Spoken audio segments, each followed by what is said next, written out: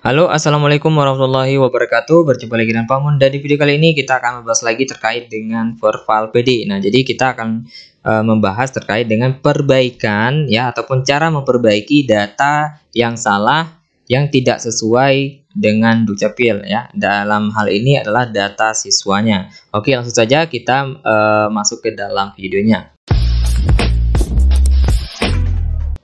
Baik, yang pertama silakan Bapak Ibu ketik aja di Google itu Verval PD ya. Nah, nanti silakan Bapak Ibu memilih link paling atas di bagian ini. Nah, selanjutnya silakan Bapak Ibu login menggunakan dengan akun SDM Pusdatin ataupun akun Verval PD yang sebelumnya Bapak Ibu sudah daftar. Nah, bagi yang belum punya, silakan Bapak Ibu mendaftar, nanti linknya ada di deskripsi video ini. Nah, selanjutnya silakan masukkan email dan password. Selanjutnya klik login dan silakan nanti Bapak Ibu login di Verval PD-nya. Oke, kita sudah login ke Verval PD-nya. Nah, di sini Bapak Ibu ada grafik di mana yang merah ini adalah residu, yang artinya data yang tidak sesuai dengan Dukcapil, dan yang hijau ini adalah yang sesuai dengan data Dukcapil. Nah, kemarin itu ketika Bapak Ibu melakukan sinkronisasi aplikasi Dapodik, mungkin ya seluruh data siswa ini akan menjadi merah. Karena apa? Karena terjadi yang namanya pemandanan antara data Dukcapil dan data dari aplikasi Dapodik. Ya, jadi kemarin kalau Bapak Ibu menemui kendala di mana semua data peserta didik ini merah ya, dari namanya, nicknya, tempat tanggal lahirnya, ibu kandungnya, jenis kelaminnya, ini semua merah ya, satu baris. Karena apa? Karena sedang ada pemadanan. Nah, kemarin itu begitu Bapak Ibu sinkron ya selama 3 hari ataupun selama setelah Bapak Ibu sinkron, Bapak Ibu ingin melihat data Verval PD, itu tidak nampak. Karena apa? Karena database-nya itu dilempar dulu ke pihak Dukcapil, artinya pemandanan dulu antara Dukcapil dan Verval PD. Nah, setelah ada hasil pemandanan tersebut, barulah ditempatkan ke Verval PD dan diserahkan ke pihak sekolahnya, agar pihak sekolah memperbaiki data yang diinput ke dalam aplikasi Dapodik ya.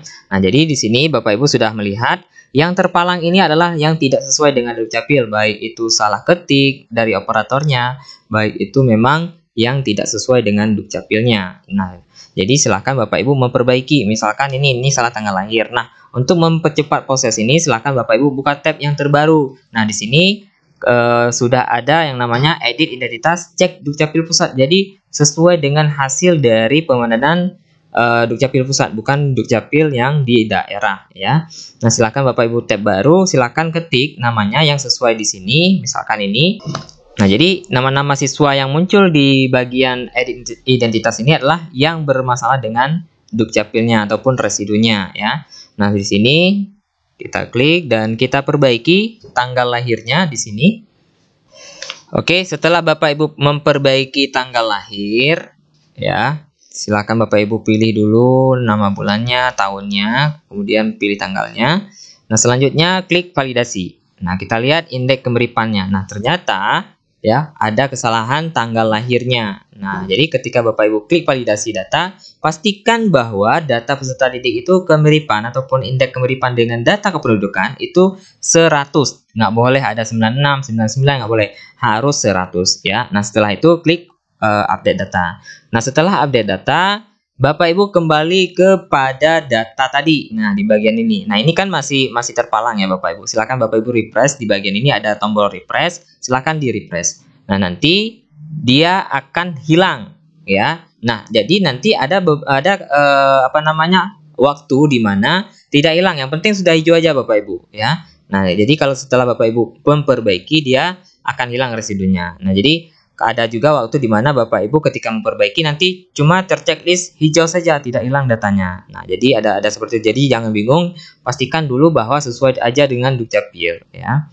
Oke, sekarang kita memperbaiki nama ibu kandung. Kita lihat ya indeks kemiripannya. Jadi seluruh peserta didik itu ada yang namanya data ya. Jadi Bapak Ibu klik aja di logo yang biru ini. Nah, nanti akan terbuka data peserta didik seperti ini ya. Nah, Bapak Ibu bisa lihat rekam didiknya di sini ya, kemudian quality controlnya. Nah, di sini Bapak Ibu lihat apa yang tidak sesuai. Nah, ternyata nama ibu kandungnya tidak sesuai ya antara Dukcapil dan Dapodik. Nah, silakan nanti Bapak Ibu memperbaikinya. Caranya juga sama ya. Nah, jadi Bapak Ibu ketik aja namanya di sini ya. Kemudian di menu perbaikan, di menu edit identitas, klik aja. Nah, silakan Bapak Ibu memperbaiki nama ibu kandungnya ya. Nah, di sini nama indeks kemiripannya kalau mau Bapak Ibu lihat, klik aja di validasi. Nah, di sini indeks kemiripannya 94. Nah, artinya memang data nama ibu kandung ini sebenarnya benar, cuman tidak 100% indeks kemiripannya. Nah, silakan Bapak Ibu cek lagi di kakaknya seperti apa namanya. Nama ibu kandungnya ya. Nah, ternyata tidak ada akilanya. Nah, jadi tinggal Bapak Ibu hilangin aja. Jadi kalau indeks kemiripannya sudah di atas 80%, biasanya itu diakui oleh pihak Pusdatin ya, karena tidak dianggap data fiktif karena memang mirip secara indeks kemiripannya.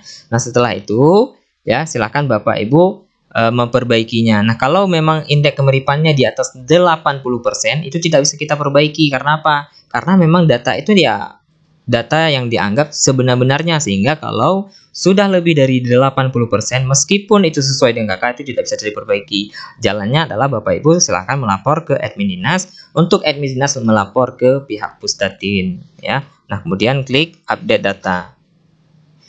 Nah, setelah seperti ini nanti silakan Bapak Ibu kembali lagi ke bagian residu, Bapak Ibu refresh lagi. Nah, dia hilang datanya seperti ini ya.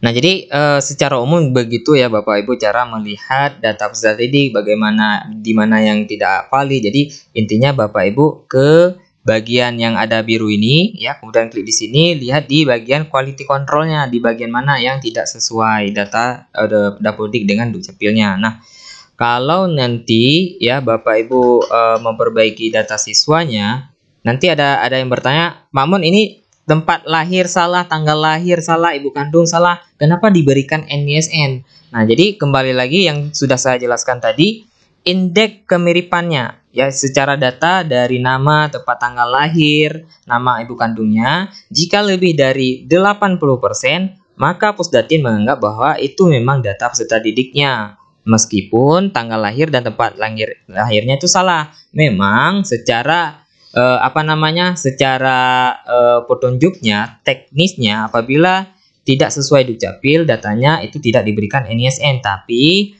Pusdatin ini melakukan yang namanya indeks kemiripan. Jadi kalau tempat lahirnya indeks kemiripannya mungkin 43%. Jadi kalau Bapak Ibu mau melihat indeks kemiripannya, itu bisa Bapak Ibu klik aja di tanda palang, itu ada indeks kemiripan yang artinya data itu sebenarnya bukan salah, tapi mungkin kesilapan si operator ataupun yang inputnya. Tapi sebenarnya data itu benar, mungkin 1-2 digit dari komponen data itu ada yang salah, sehingga kalau secara keseluruhan data itu dijumlah oleh sistem lebih dari 80%, maka dianggap memang itu datanya si peserta didik, sehingga diberikan NISN. Jadi seperti itu ya. Nah, jadi nanti ada kejadian di mana seperti ini ya Bapak Ibu, dari NIK, nama, tempat tanggal lahir, ibu kandung, jenis kelamin ini terpalang. Kenapa Pak Mun? Nah, bisa jadi yang pertama itu dari digit NIK ada yang mengalami masalah ya, ataupun kesilapan ya, karena yang dibaca dari komponen NIK itu adalah nama, tempat tanggal lahir, dan ibu kandung ya, jenis kelamin juga. Nah, kalau data NIK-nya itu salah ataupun tidak aktif, maka tandanya itu terpalang NIK. Tapi Pak Mun kok diberikan NISN? Nah, kembali lagi ke yang tadi. Bisa jadi memang digit NIK itu salah, tapi nama, tempat tanggal lahir, ibu kandung, jenis kelamin tidak salah. Nah, karena tadi seperti yang saya teorinya tadi, jika indeks kemiripan data lebih dari 80%, maka sistem juga memberikan NISN karena memang itu datanya, cuman dari digit NIK-nya itu ada yang salah, sehingga tetap diberikan NISN ya. Jadi bukan berarti nanti teorinya kan Pak Mun kalau tidak sesuai Dukcapil nggak diberikan. Iya benar, kalau data Dukcapilnya itu amburadul, nggak salah salah datanya di bawah 80%, artinya tidak melebihi gitu. Nah, itu bakal tidak diberikan NISN ya, karena mutlak salah. Tapi kalau 1-2 digit yang salah itu diberikan ya. Nah, jadi si siswa ini salah digitnya ini 1. Harusnya ini tidak ada 1, satunya cuma 1. Nah, jadi hal-hal seperti ini sehingga yang membuat terpalang ya. Kalau sudah diperbaiki data NIK-nya, otomatis akan terbuka nama, tempat tanggal lahir, ibu kandung, jenis kelaminnya. Kemudian ketika kita perbaiki, nah ini langsung 100% ya. Nah, makanya yang terpalang itu tidak dianggap sebagai data yang memang salah, tapi kadang-kadang gara-gara NIK-nya salah sehingga data nama, tempat tanggal lahir dianggap juga salah karena komponen NIK itu mengandung ya komponen dari nama, tempat tanggal lahir ya. Jadi seperti itu. Nah, kita perbaiki lagi ya. Mudah-mudahan sambil seperti ini Bapak Ibu bisa mengerti. Oke, ini salah tanggal lahir. Kita perbaiki lagi tanggal lahirnya. Kita pilih nama siswanya. Nah, kemudian kita perbaiki tanggal lahirnya yang sesuai dengan kakak. Setelah kita perbaiki, silakan Bapak Ibu klik validasi data.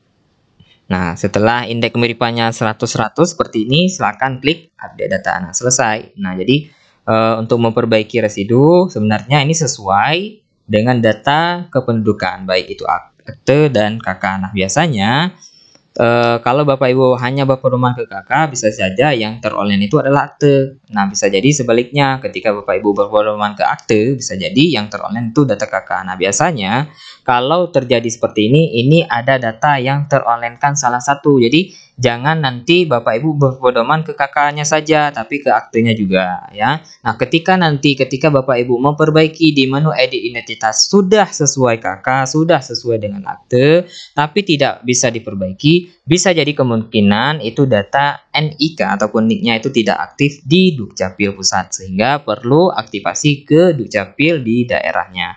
Oke, mungkin itu yang dapat saya sampaikan di video kali ini. Mudah-mudahan ini bermanfaat bagi Bapak Ibu semuanya, dan saya akhiri. Assalamualaikum warahmatullahi wabarakatuh.